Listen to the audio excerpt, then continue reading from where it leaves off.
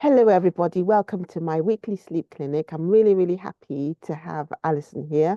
Alison's an amazing lady who helps people with wellness, back pain, and lots of gut issues. And I'm a wellness practitioner and also a sleep expert in the way of solutions. I'm interested in how people can solve their sleep issues. So over to you, Alison. What would you like to say to quickly introduce yourself? Hi everyone. I've been helping people with postural pain and digestive abdominal pain for over 25 years now, and I focus on a mind-body process to do that.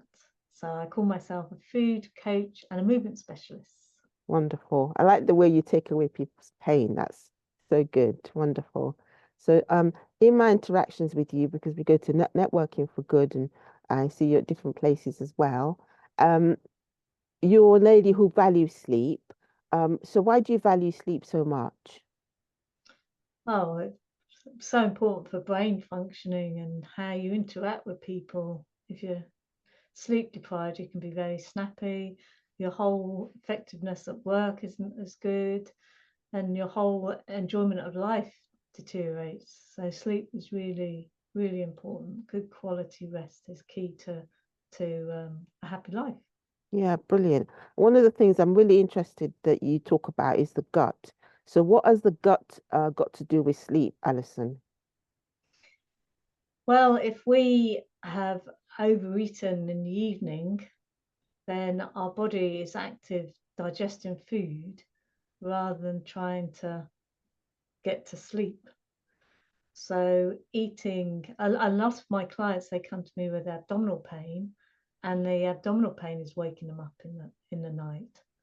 So, eating food that is in alignment to your body is really key to a good quality sleep. And the way the hormones work, if you've eaten a late meal, then your body will have to produce insulin to stabilize your blood sugar levels, and that prevents the sleeping hormone from working. It sort of counteracts it. So melatonin needs to have the absence of insulin in order for it to work. So that's the key thing about eating a quality of food. Very good. It's really Yeah, interesting because you were also saying to me before that you need you need all lovely hormones to do things in your body. So the way they interact is really important, which is something that a lot of us don't really think about when we think about sleep and rest and relaxation. So one of the things people talk about is cortisol as well, and adrenaline, things that want us to like fight. And when we relax in the evening, hopefully we would have had a nice meal and it was settled, and then we can, minimize cortisol, minimize adrenaline, and so that we can, encourage us to relax and have all the relaxation hormones come up as well. yeah, yeah, definitely.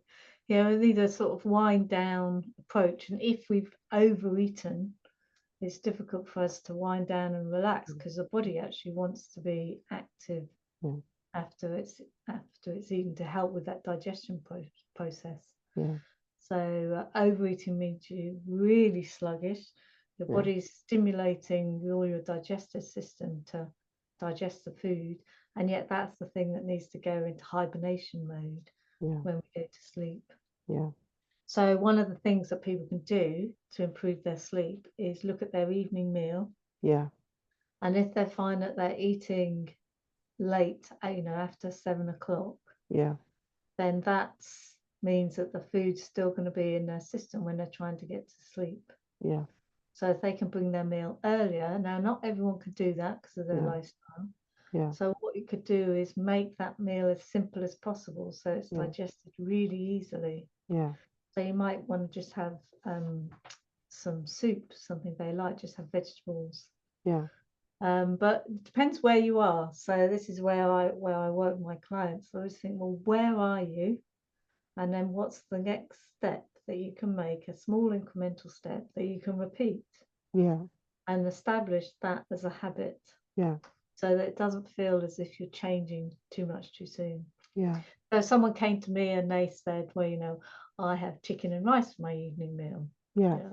So I would say, right, well, just decide whether you're going to have the rice or the chicken. Yeah. Yeah, so they could say, well, I have a chicken curry Yeah. with rice. They say, well, park the rice Yeah. and say, I'll have that for another time Yeah. and just have the chicken with the vegetables. Yeah. Yeah. Yeah. And then that is able to leave your stomach in about 3 hours. Yeah. Whereas if you had the rice with it, Yeah. then the rice and the protein, the chicken, means that your digestive enzymes struggle with digesting those two types of food. Yeah. So it stays in your stomach for 6 hours, Wow, that's interesting. which means that it starts entering your bloodstream when you're trying to get to sleep. And Mm. then you've got that insulin melatonin conflict. Yeah. Okay. Yeah, that's really So interesting. I say to people, it's not necessarily having to change things that you eat. It's just the timing and the combination Yeah. that you could just tweak to make a big impact. Yeah. Wow, that's really good. Thank you. And So, then if you want to take a step further, because everyone, worried about diabetes, because melatonin fights with insulin, then eating a badly combined meal, so protein and carbohydrate in the evening, raises your chances of getting diabetes. mm, So you could also say, well, if I food combine my meal, it reduces my chance of getting diabetes. Does that make sense? yeah, it makes sense. Yeah. Yeah. Yeah. Yeah. Brilliant. Yeah.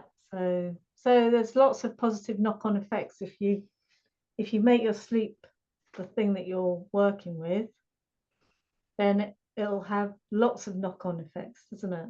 You say, Mm. well, if I make that a priority and I'm going to change what I eat, then it also gives me the benefit of better health. So another thing that people find is that they can eat exactly the same amount of calories, but if they eat their food earlier on in the day, they can lose weight, but they haven't changed their calories, do you see? So Michael Moses did a really good program about this. It's in my blog, the link to that, where they did this test to see if people ate more at lunchtime and less in the evening, but they ate exactly the same amount of calories, that group of people would lose weight. So it's really Interesting. not about counting calories. Yeah. And they slept better. Wonderful. That's really good. Yeah, Thank so if you. you again focus your sleep, then it can also sort weight problems. Yeah. Lovely. And do you recommend that people kind of drink as well to, because I always say to people, please don't drink anything 2 hours before going to bed, Mm. because a lot of people find like getting up in the middle of the night to go to the loo. So I recommend that to people. What are your thoughts on that? The drinking Yeah, I liquid. totally agree with you. So if people say, oh yeah, but I'm used to drinking at night, I'm thirsty. So the stepping stones that I say to my clients are, well, if you really want something, put it in your mouth, sloosh it round and spit it out. Mm, Because then it's not coming down your digestive mm, tract, which yeah, stimulates your digestion, which yeah, causes your body to wake up. yeah, So, and a really good time to drink water is between 3 and 5 in mm, the afternoon, yeah, because that's your bladder and kidney time where yeah, those organs are at their peak. yeah, So, if you drink then, you're less likely to be thirsty in yeah, the evening and at yeah, night. yeah. Yeah. That's good. Yeah, so the key thing, because some people wake up because their body's thirsty Mm, because they don't drink during the day. yeah, So you're in a sort of chicken and egg situation because yeah, they're thirsty, they want to drink something and then they're going to get back to sleep. But yeah, what you want to do is stop them from waking up in the night. yeah, So you're gradually getting more water in the day. yeah, So in the morning is really key because your body's most dehydrated then. yeah, And then in the afternoon, so that your body can wee out any excess before you go to sleep. yeah. Yeah. That's really important, because that's what Yeah. I said to one of my clients, and he was able to sleep for 6 hours at a stretch because he didn't drink anything 2 hours before going to bed, which was Brilliant. revolutionary Yeah. for him because before then he was getting up every hour to go to the loo. Yeah. That's Yeah. awful. Yeah.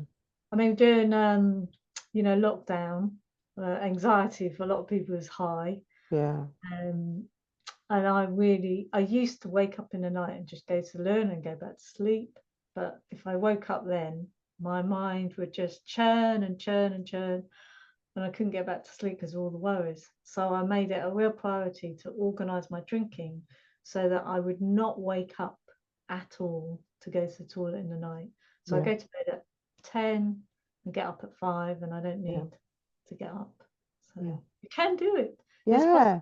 It is Yeah. possible, definitely. I Yeah. urge people to actually do that because it really does help. Because if you don't get up in the middle of the night, you don't put the light on, which again disrupts sleep, and then you're more rested and you can get your full cycle of sleep.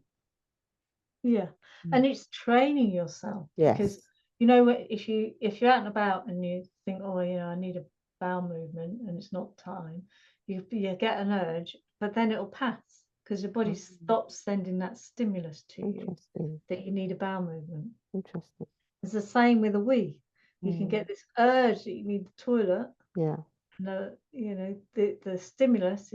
If you wait for a little while, the stimulus will subside Interesting. and your brain stops sending you the stimulus. So it's a Lovely. training process. Brilliant. And hopefully you've got a good pelvic floor as well. Yeah, exactly. And that can be obviously increased and strengthened as well with Yeah, exercises and things. Yeah, yeah, lovely. Great. yeah. Wonderful. Thank you. Do you have any other further comments to help us with our sleep and our gut? Any closing comments? Sorry, what did you say? You've got Closing comments. And closing comments. yeah, Yeah, yeah, yeah. So to me, tips on how to get back to sleep once you've woken up. So you might not need the toilet, or you were desperate for the toilet and you had to go, and now how are you going to get to sleep? So the book that I've written about how to rebalance your diet with the power of the moon, and that's called the Jigsaw Method. If you bought that book, as part of that, you get these free resources, these audio recordings, and those processes help you get back to sleep. So we bring the mind and bring it into parts of our body, darting it about, because usually when we're thinking in the night, we've got really fast thoughts like that. So you want to meet your mind where it is and get your mind into your body, which grounds you, and get your mind into your breathing, which calms you down. And that's what that audio recording will help you with. And if you practice that regularly, you won't need to listen to it. You've got that process in your own mind, so you can just start thinking it as you're lying in bed. So they're really good tools to help you get back to sleep. that's important because as soon as people get up, they should go back to sleep because it really helps. And the perfect people who are perfect at sleeping, usually they wake up 4 times in the night and then they don't even notice because they're straight back to sleep, straight back to sleep. Straight back to sleep. Yeah, Yeah, so straight back to basically they're sleep. sleepwalking then, aren't they? And they don't notice because it's just one of those things that you just do. If you're a perfect sleeper, you would go to bed say at 10 and wake up at 6, but you will have something in your body because you sleep between an hour and a half as a sleep cycle. You wake up and then you just, oh, I'm going back to sleep. You just do it naturally if you're a perfect sleeper Yeah, yeah. without even thinking about it. Yeah, so you're saying that you only sleep for about an hour and a half and then you wake up, do you? Most people do. We have our sleep cycle for an hour and a half, and then we wake up. But it's quite if it's a few for 3 4 minutes or less, and then we'll go back to sleep. But a perfect sleeper would do that, but they won't even notice. They won't even They notice. won't Yeah, even notice. they won't But even so, notice. but if a person's anxious or they've got other things, that's when they might wake up or they might notice. But there's other things that disturb our sleep, like a fox or something or some noises. But most Yeah, people will wake up 4 times a night, but they don't, they just go straight back to sleep. and they go straight back to sleep. Yeah. Yeah, yeah. Yeah, because I got a client and she had a terrible thing happen to her. Oh, A burglar was coming in the middle of the night, sorry. stealing things, Oh, and so she has a problem going to sleep. Mm, And it happened when her children were really young. mm, And now her children are old and she's got, she's grandmother now. But she's still got that pattern of waking up mm. in the night. Yeah, And it's a wide awake because she's yeah, alert, with yeah, her. And so we've been working to get her sleep pattern yeah, calming down so that if she does, so that hour and a half, she's yeah, managed to stretch it yeah, to 2 hours. yeah. And then when she wakes, she doesn't stay up for another 2 hours. She Exactly. She doesn't feels up. safe. Yeah, working to make her feel safe. Yeah, Yeah. yeah, yeah, yeah. So that's and it. I'm giving her some reflexology with that. So that's another thing that I do. Well I, done. we do reflexology on my own feet before I go to Fantastic. bed That's very, to very help good. calm the body down. Yeah. Brilliant. Wonderful. Yeah. So if you've got Mm, any questions, if anyone's got any questions, and they offer a free 20-minute consultation to help them with their diet to improve their sleep. So yeah. my number's 07929 151 240, and my website's integratinghealth.com. And they can find your number on your website. And my number's on my website, yes. Brilliant. Thank you so much for coming here and offering a new dimension to our sleep because we all need, I'm improving my sleep all the time, and I'm sure, we're all working on different things to help us improve our well-being and maintain our well-being. And it Definitely. also prevent our things happening as well, as you said, preventing diabetes and things like that. So it's prevention is obviously better than cure. So if we can implement all the things that you've suggested, hopefully we can prevent things happening to us in the future. Yeah. Exactly. Yeah. Thank you very much. Thank Thanks, you. Yolanda. Okay.